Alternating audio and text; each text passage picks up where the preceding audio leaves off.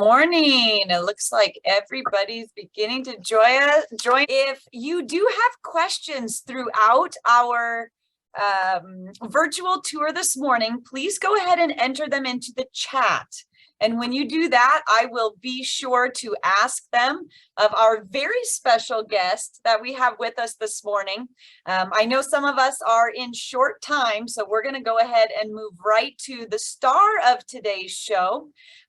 We are going to be meeting with Brooklyn Willis of the Willis Farm in Snowflake, Arizona. So that's in northern Arizona. And we are super excited to have Miss Brooklyn on with us today because, of course, today we are going to be learning all about pumpkins.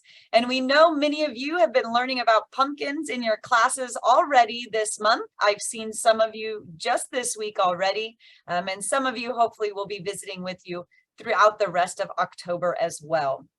So again, just a reminder, put all those questions in the chat box. I'm going to go ahead and start sharing my screen.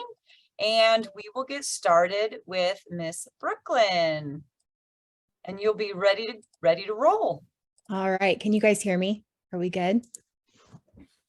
We can hear you. Okay. Hi, everyone. I'm so excited to be with you guys today and talk to you guys about the farm and pumpkins and how we do it. As soon as she's ready, we'll kind of get started. Hang on just a second. Here we go. All right. All right. So as Katie had said, I am Brooklyn Willis, and we own the Willis Farm in Snowflake, Arizona.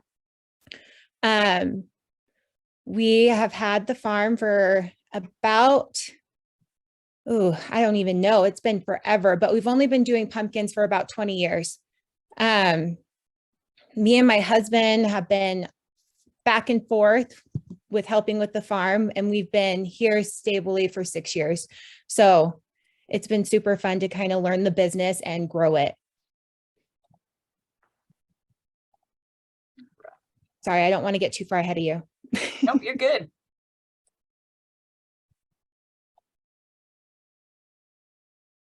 So as you can see, this is just some of our family. We could not do what we do without our family. A lot of the family is who helps with us running it, but it's been in the family for 5 generations.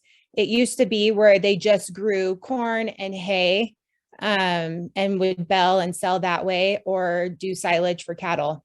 We used to run about 500 head of cattle back in the day, and now we're down to about, I think, 300. And that's even built the past couple of years because of all the rain that we've received. But yeah, like I said before, we had started growing pumpkins and kind of doing that about 20 years ago. And we didn't even have our mazes at the time. We just did pumpkins.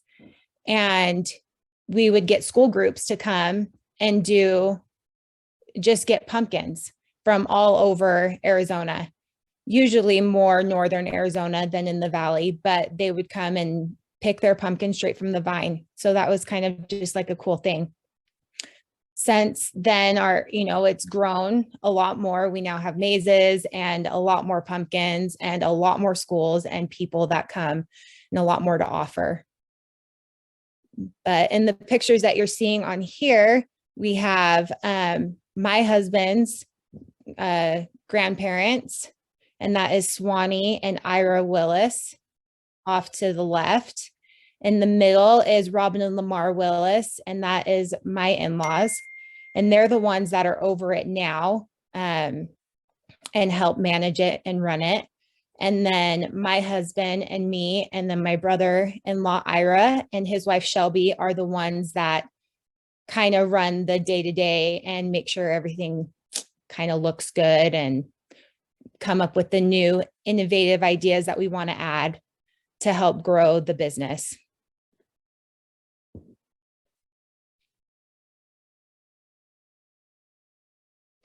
So this video right here will kind of show you the layout of our farm. This is at the beginning of the season. So before we really cut any of the mazes, this is the beginning stages of building. So every year we have to rotate our crops. You're only supposed to have pumpkins in the field every 3 years. And really, it probably should be 5, but we just don't have a ton of room to grow. So our layout changes every year depending on where we have to put pumpkins because of where they grew the past years. And that goes with our fields and everything. So we kind of finally have created a hub area. And in the video, you could kind of see like the grass patch that was growing. And that we just put in this year. And so that will be more permanent. And then our ticket booth will hopefully just kind of rotate around that. We also built this pumpkin house that you can see in this next video that's showing right now. And that was built this year too. It can be taken apart, but we're kind of hoping it doesn't have to get taken down. So we're trying to get to where we're more central and we can just rotate the crops around some of these more permanent things. But like I said, your crops have to be rotated. And the biggest reason for that is so that the soil can regain different nutrients. So we do that with, we grow hay and corn. A lot of our corn is field corn. It's not sweet corn. So it's not corn that you would necessarily want to eat. It doesn't taste very good. It's very chalky and dry. But everything that we grow gets chopped up or belled and is given to our cattle, or we sell it for other farmers or to other farmers. But in that video, you can kind of see the layout that we have this year. Brooklyn, we have just a couple of questions before we move on to all the things that are grown at the farm. So we do have one student who would like to know, I know you kind of touched on it, but how old is the farm? I know it's 5 generations. Yeah, so I'm trying to think like when they bought it or had it. I want to say it was in like 1946 is when it started and was like established. And that's just meaning like when they started growing something, not necessarily that we were growing pumpkins or corn at the time. It could have just been all hay. And I know like back in the day, they would plant potatoes and they grew potatoes and they had a field of potatoes. So the crops have definitely changed over the years and we've grown that way or kind of learned what does good or sells better and kind of brings in more income. Because farming's, not the biggest money making industry, but it at least gets us to where we can, be comfortable with our families. Awesome. Thank you. Yeah.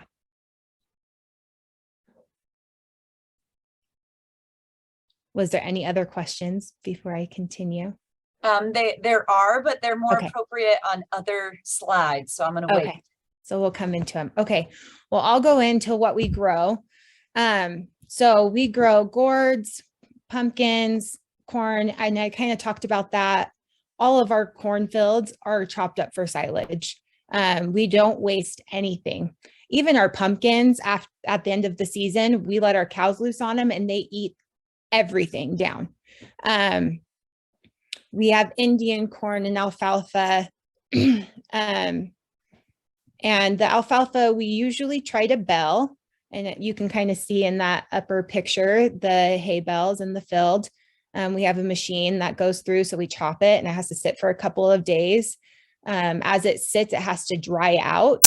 And this, you kind of have to bell at a very specific point. And it can be really hard because sometimes that point is at 2 a.m. And the biggest reason for that is because it has to be dry, but have a little bit of moisture so that it will stick together, but it can't have too much moisture, or when you bell it, it will go rotten and get like mildew and be really nasty. And so the boys will get up and they'll go bell until the dew really sets on, and then they have to stop, and then they have to come back and do it the next night. And so it definitely is a fun job to try to learn when the perfect time to bell is.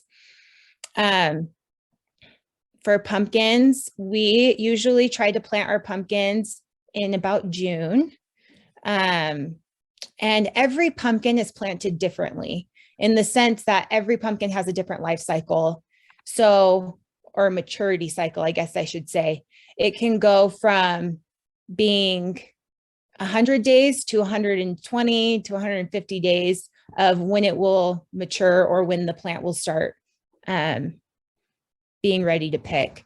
Usually most of our pumpkin plants and gourds aren't ready until about the middle of September, which is why we don't open for our fall season until the last week of September.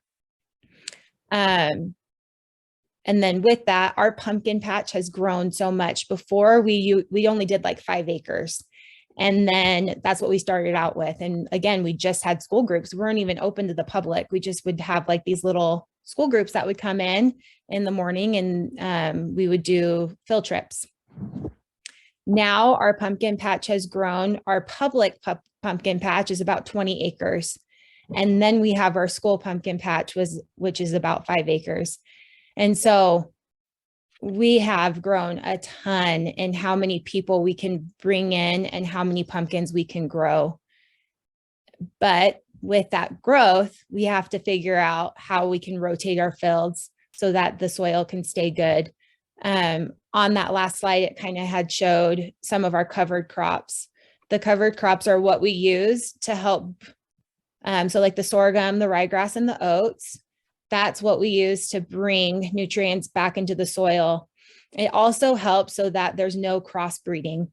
So when you plant your pumpkins, if you have planted the year before, some of the seeds from the rotten pumpkins or whatever will still be in the soil. And so pumpkins will grow all over the place. Like you can be in the cornfield and there will be a pumpkin plant in the cornfield. It's the craziest thing.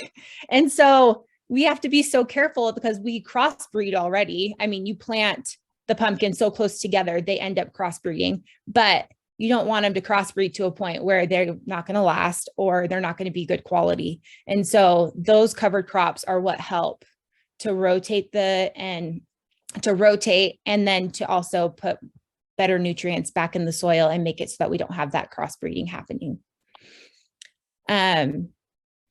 So this right here is us planting the pumpkins. We do most of our pumpkin planting by hand. This is on a tractor and they have to drop the seeds in.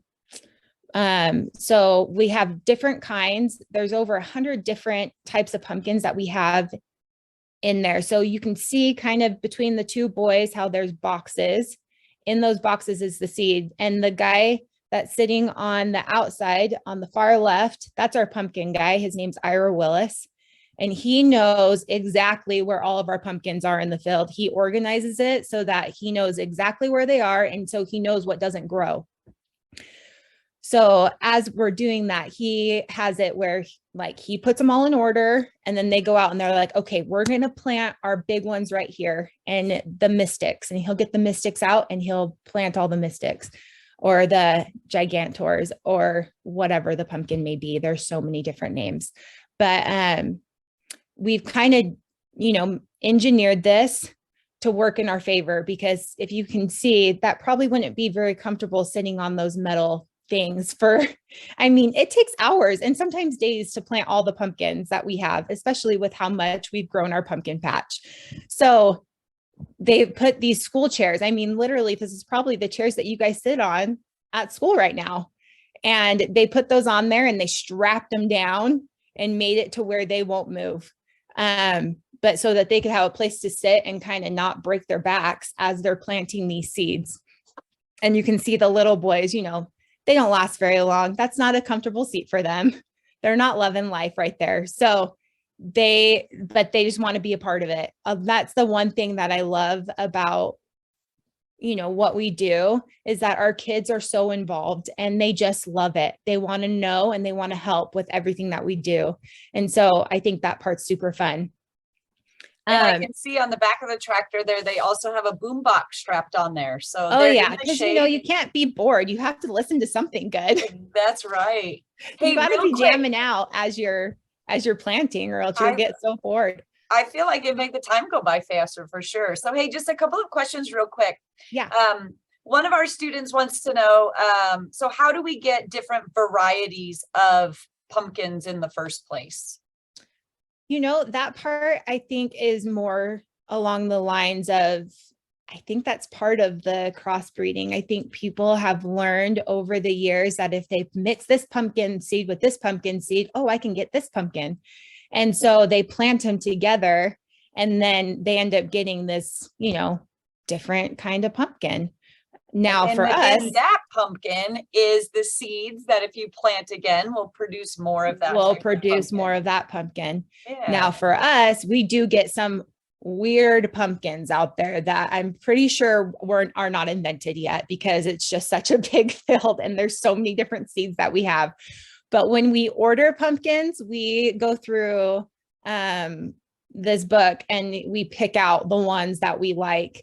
And we've learned over the years that people don't necessarily love just the plain old jack-o'-lantern pumpkin or the plain orange. They like the porcelains and they like the variety, the weird ones that are bumpy and, you know, just kind of goofy looking pumpkins. But we'll show pictures of those in a little bit and can kind of go over that a little bit more. Now, do you have any idea how many seeds you order for each season or how many you plant? Oh, that is a good question. I don't know exactly. I know like we plant over 100 different kinds. Now, as far as how many seeds go in, I mean, we're dropping. So in this, there's a hole and it kind of looks like a funnel. It's basically what it is. So as the tractor goes, it makes a hole in the ground and then you put the seed inside and it drops through this funnel and you're dropping 2 seeds in. So they're planting maybe about that far apart. That's it. And so just a couple inches. And then it kind of pulls over and covers it with the dirt. So the seeds aren't really going that far in the ground. It's probably only about that deep. And I wish I would have put the video on here. We had sometimes the seeds when they're planted, like when we're planting, they don't come up. Either they didn't get planted deep enough or there was too many and it got weeded, or I don't know exactly. Sometimes it just doesn't take. So we'll have to go hand plant. Well, we have this poker and it's about that deep of like a metal post still. And we put it in the ground and you kind of wiggle it and it makes a little hole. And then we have to go and hand plant the rest of the pumpkins. And we've had to do that the past couple of years just because for some reason, when we did the tractor, it didn't work. And that's okay. You know, it's fine. We get a couple people out there and we'll replant, and that way we can make sure we have enough pumpkins for everyone when they come. And I think that's a true testament to show how hard farmers are working, because you said that today, between your 2 pumpkin fields, you have about 25 acres of pumpkins. So Yeah. That's like 25 football fields. So you guys have to go walk all of those fields while you're also doing the planting. And so I think that's a good reminder of, even though we see these big pieces of technology in our tractors, that sometimes there's that hand labor that still goes into it, and you guys are out there rocking it. So thank you. Yeah. Well, and I think too, it's so important that we pay attention to the fields. So it's not like you just plant and then you're done. You have to go and make sure that your plants are growing. So we have to check them daily and make sure that they're getting enough water, getting enough nutrients, fertilizer, whatever the case may be, so that those plants can grow. We also have to keep really good eye on the weeds, because the weeds will overtake the pumpkin plants. In this bottom picture, you can see that's what they're doing. They're out there. And I bet the pumpkin plants at that point are like little, like barely coming up. But we have to go out and weed our whole pumpkin patch, and we have to do it by hand.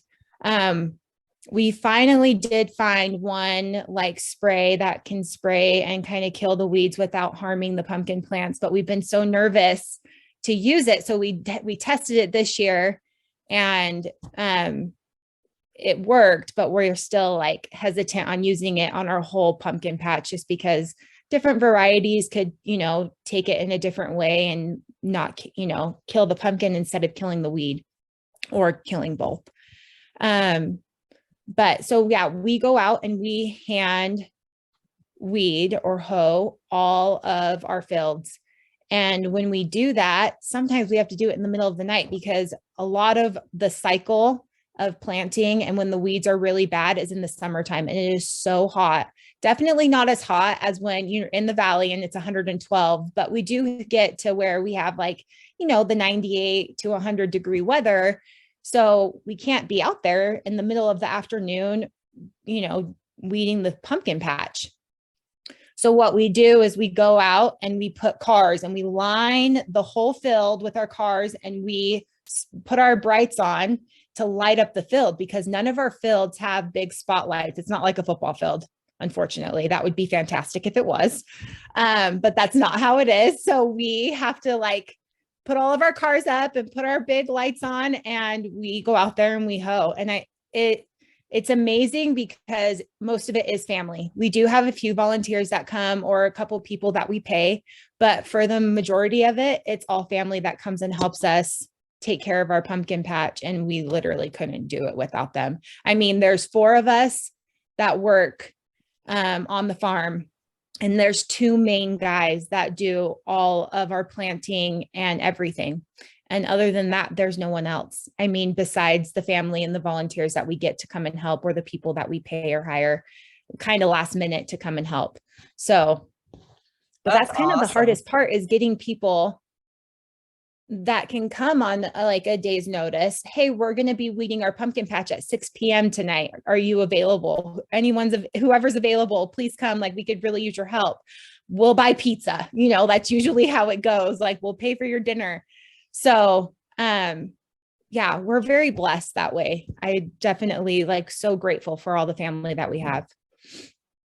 Now we have a question regarding your planter because that is so amazing how you guys have engineered that to work the way that you did for the pumpkins. And so their question is, do you plant the same way for your other crops or are those planted differently?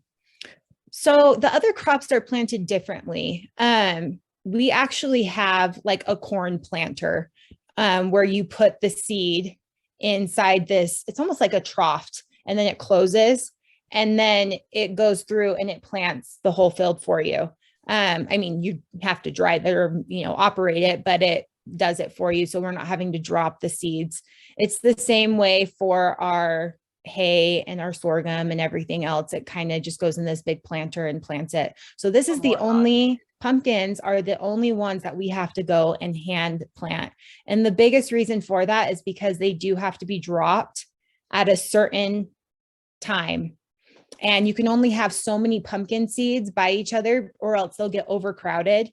That's another thing, like when we're going through and weeding, if there's a pumpkin plant that if they're right next to each other, we kind of have to pull that one out so that the other one can grow, because if not, they're just trying to share nutrients and then one plant's not getting enough or they're both not getting enough and then they just don't grow. So it kind of can get overcrowded. But yeah, pumpkins and gourds and stuff are the only ones that we have to go and hand plant. So here you can see our pumpkins and they're starting to grow. This is probably, I would say maybe like a couple weeks in. Usually you can tell when the pumpkins start coming up. I would probably within, I don't know, 2 weeks of growing, 3 weeks of growing. But they start out really small. They literally look like, I don't know, like just little they're truly buds. They're little sprouts. Yeah, like it's like a thumbprint on both sides and it just has like 2 little ones. When we're weeding, we have to be super careful that we don't weed them out. So we've had to train and teach the kids the difference between a weed and a pumpkin. And the red root weeds, they tend to like mimic pumpkins. It's the weirdest thing. They look exactly like them. And it's sometimes extremely hard. Yes. And that's like kind of what they look like when they're really small, but I mean, when they start growing, they look like our pumpkin plants, and it's so crazy. But you can tell around these plants how there's not any of those really small green buds really close by. And the big reason for that is because we are going in and weeding them out. And Brooklyn, do you guys have to add anything to the soil to help the pumpkins grow? Do you do any fertilizer or? So yeah, they go through and they add fertilizer, and sometimes we have to do it multiple times throughout the like the cycle. But a lot of the time it's done beforehand. So when we're prepping our fields before we make the rows, we go through and we mix in all the fertilizer into the soil before we plant. If we notice that the plants are like not really doing so good, then we'll go through and we'll add more fertilizer throughout. But usually they're pretty good at doing it before. Probably the biggest thing they need is the water. Yeah. Yep. So our system, we have to do irrigation. So ours is done in rows. This makes it a little bit harder when we're trying to make roads or trying to get to the pumpkins. It kind of makes it where it's like a little bit bumpier. It's not as smooth. We're not able to do, well, we are kind of, but a sprinkler system and drip systems are really expensive. We have water rights here in northern Arizona. And so we are able to just pay for those, which is a lot cheaper for us to water all of our crops. If we were to invest in a sprinkler system, it would be like millions of dollars with how many crops that we have. And so as farmers, we're not rich. We don't have money to just like throw into a sprinkler system. So this is our way of doing it. And it works. It works really well. It is harder in the sense that you have to regulate by hand. So like you can see in this picture on the right, see how the water isn't all the way down, or they're not even. We have sandbags at the edge of the field as the water's coming out that kind of blocks it. It makes it to where if one row is all the way down the field, then we can block that row off so it's not getting as much water, and that way it will go to another one. But we have to go out there and watch it. And a lot of the time, our water times are, again, in the middle of the night. I don't know how our boys survive summertime. They really don't. We don't see them.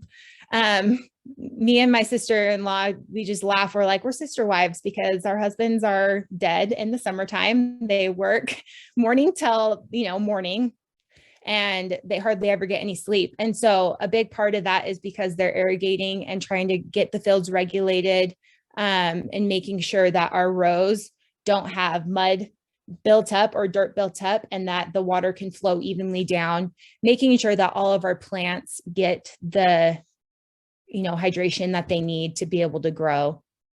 Because otherwise, obviously, they wouldn't grow the way they need to. The pumpkin life cycle. I love this slide because this highlights, I think, what a lot of the students are learning in the classroom, which is that life cycle.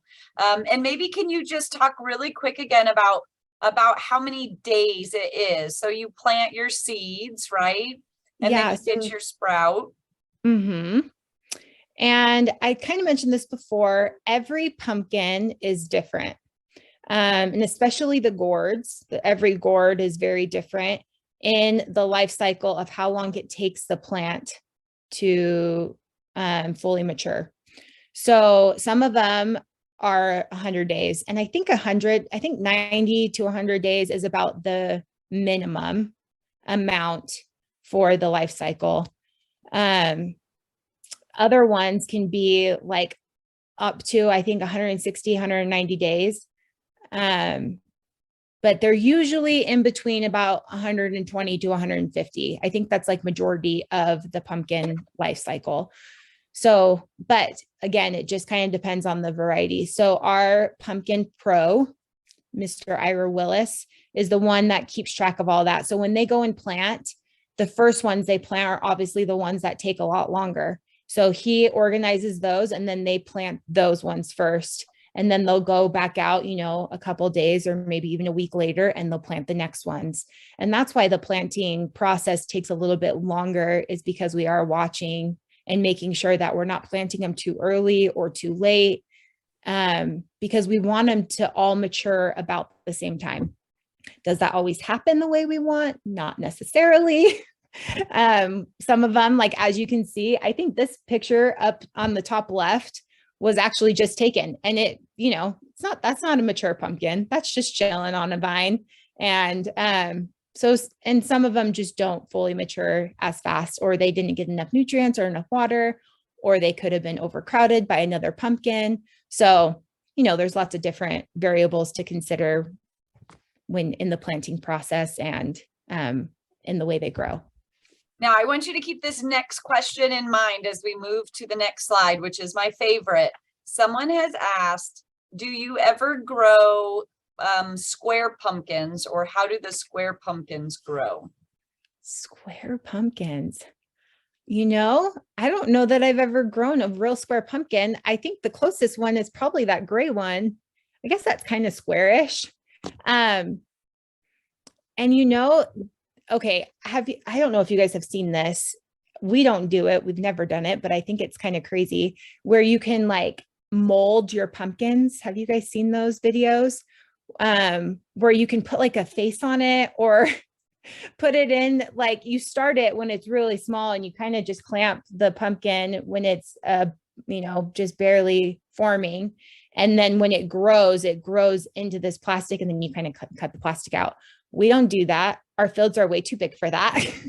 If we wanted to do that, that would take forever.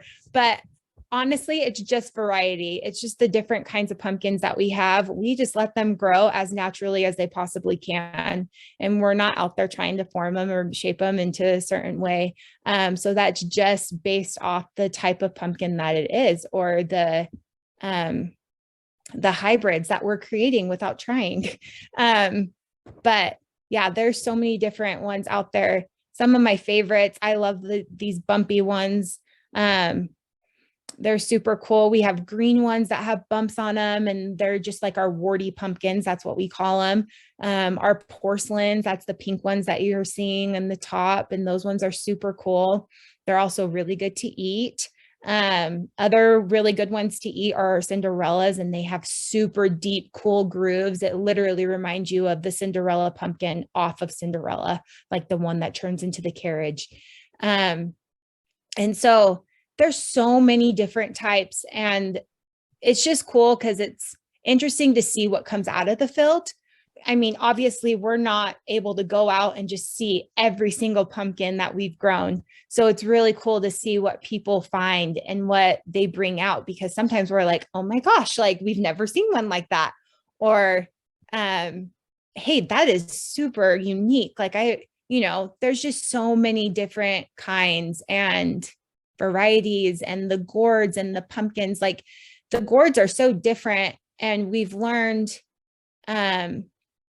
some people, it's really hard to decipher what's a pumpkin and what's a gourd.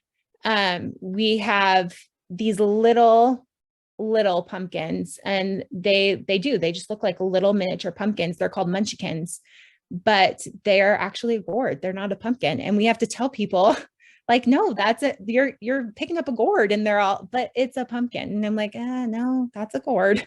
But yeah, it's super cool. I think that's one of the things that does make us so unique, in the sense that, one, you're coming and you're getting the pumpkin straight off the vine. You're picking it from right where it grew. That's not how most farms operate, in the sense that some of them order them in.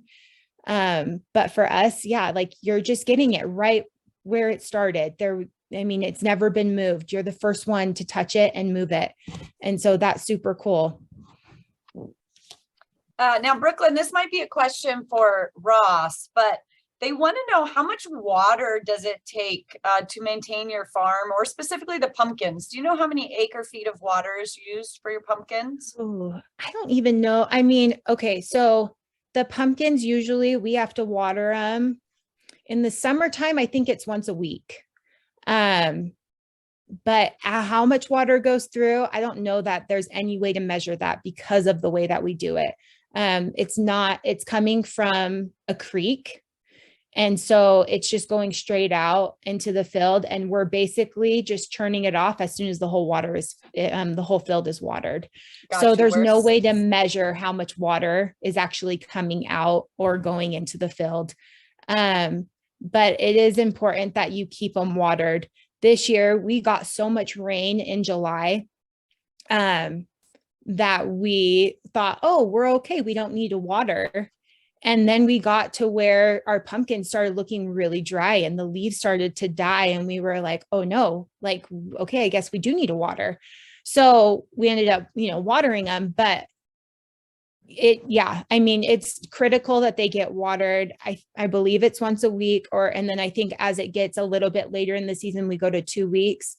Now we don't water them at all. It's too cold. And if they got water right now, and then at night we have the colder weather, it's getting down to like the 40s and 30s now. So it's getting freezing. It would freeze, add moisture to the pumpkin, freeze it. And then when the sun came out, it would just make it to where it would rot. And that's kind of one of the harder things that we have this late in the season is when it does get so much moisture in the air or it does rain, and then we get the freezing temperatures and then the warm temperatures, we end up with a lot of rotten pumpkins. So. And somebody actually asked, what do you do with the rotten pumpkins? I know, you talked about how you let the cattle out there. So they were wondering, do the cattle eat the rotting pumpkins? Do they get to them before they rot or what? Yeah, they eat everything. It's kind of crazy because we'll have so many pumpkins left over, and not necessarily good pumpkins. Like a lot of them are pretty rotten by the end of our season. Again, with those freezing temperatures, that's usually what ends up happening. But we'll let them out usually about the second week in November, and they eat it all the way down to the stem. And they don't care if it's rotten. They don't care if it's hard as a rock. They're going to just sit there and nibble on it until it's gone. And so, yeah, it's crazy, but they'll eat the whole field, all the fields down. That is crazy. But I love that there's no waste, right? Everything no waste. Yeah, nothing. Everything that we grow goes towards something. And so nothing is ever wasted. And as a farmer, you have to be so good about having no waste, because everything that you grow costs money. And so it's really important that you're getting what you put into it, or plus, at least getting, the worth of it, because if not, like you're not surviving as a farmer. So, yeah, it's super important that we, like at the end of our corn maze season and pumpkin season, that we take care of the crops. And two, it makes it a lot easier for us to replant the next year, because it makes our fields where they're ready to go. So we'll go and we'll chop all the corn, and all the corn will go into silage. And then all of the pumpkins and the hay, the hay we chop into silage, or we try to bale if we're able to. But then, yeah, once the cows eat down all of the pumpkins, we go and we disc all the fields and get them where they're flattened, and we're mixing in the soil to then put fertilizer on it for the winter.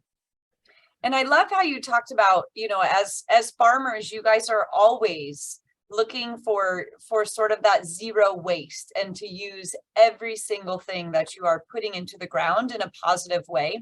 And I think that's a great lead in to sort of the next part, the last couple of minutes of our program today. And that's talking about what you guys do when you bring people onto the farm, and what can people do when they do come and visit, what can they see, and of course to learn a little bit more about the corn mazes, which I find super fascinating. So why don't you give us just a brief overview of what people can do if they come out to the farm? Okay, so we talked about our pumpkins, obviously. So we have thousands and thousands of people that come from all over. I mean, we've had people from Nevada that come, and Utah, and just all over to get pumpkins. We,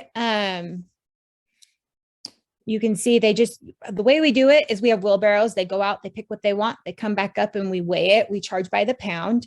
We're very, again, lucky and blessed to have family that is wanting and willing to work. They just want to be involved as much as they can. We do pay them. They get paid pretty good. We're not doing volunteers. But we have about probably on a given day, we put 2 people per shift, and on busier days, there's more people. But yeah, we have about 24 to 30 employees that come out and help us to make sure we can get everyone through. On the tractor right there, you can see our Aunt Leah. And if you don't, I mean, if you come, you'll meet Aunt Leah. She makes sure she knows and is in everyone's business. And she just loves it. And she's our best tractor driver. This particular tractor, if you come, takes you on, it's called our train ride. And it takes you around the patch and the farm so that you can see where the pumpkins are growing and where all of our mazes are and where everything is located before you even go and buy your tickets for, or go pick your pumpkins or buy your tickets for the mazes. You can kind of see where they're at. Talking about our mazes, we have our Big Corn Maze.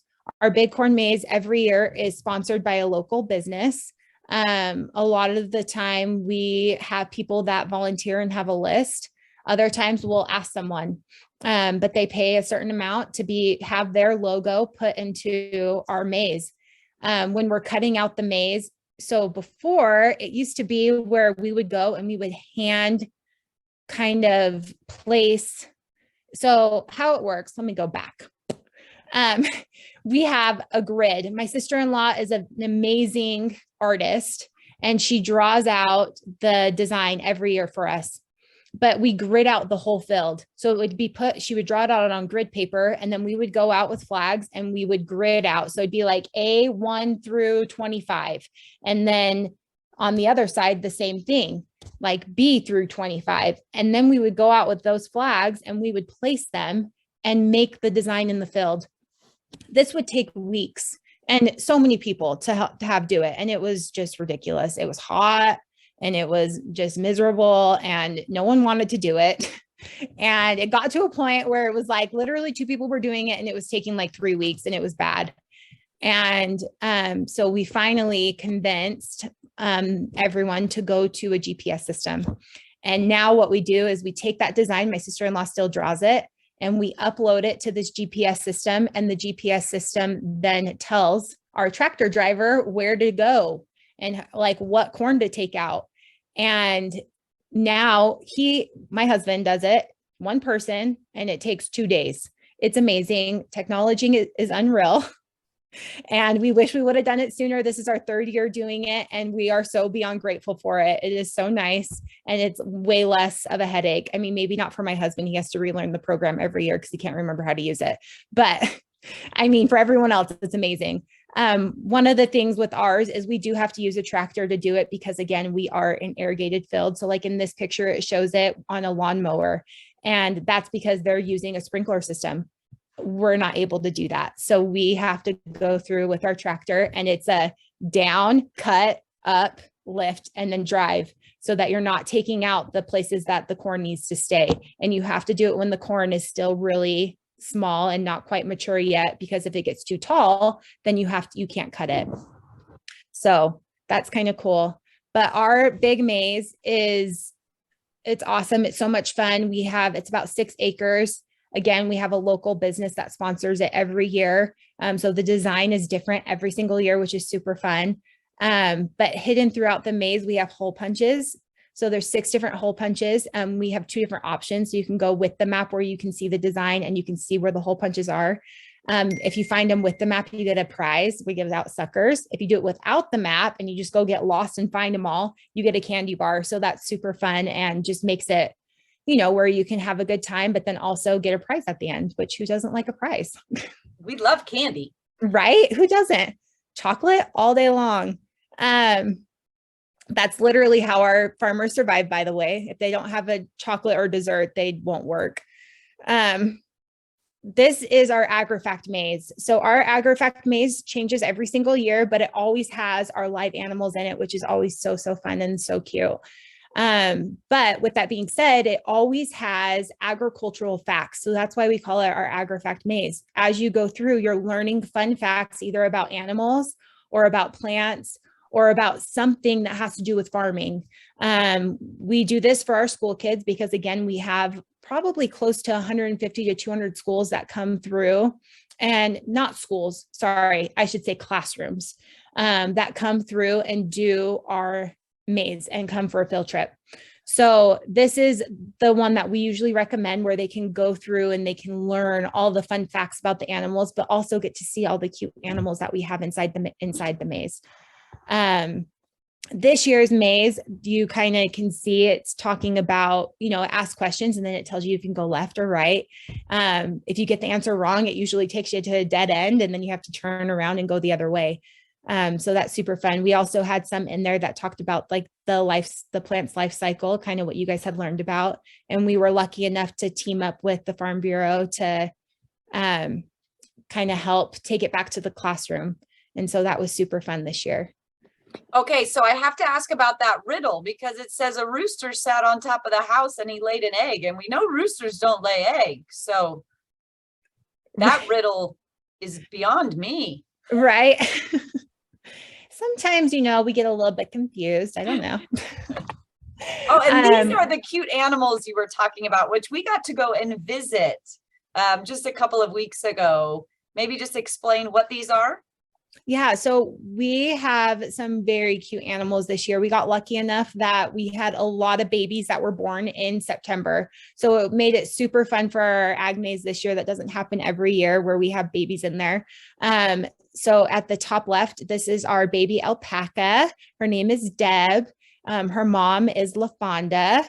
But so cute. She's so sweet. And they are the softest animals that you will ever feel. They're so fun. We obviously have our chickens, and we just got those because our chickens kind of got a little not so pretty. So we had to get some new ones. We also have peacocks. We used to have a male peacock, and he got out. So we're so sad about that. We have 3 babies that were born. So we're really hoping that one of them is a boy. So, because the boys are the ones that have the pretty feathers. Otherwise, the girls, she's very pretty to look at, but she doesn't have the pretty fan of the peacock feathers that we like to see. We also got some baby goats. We actually had 3 that were born this year.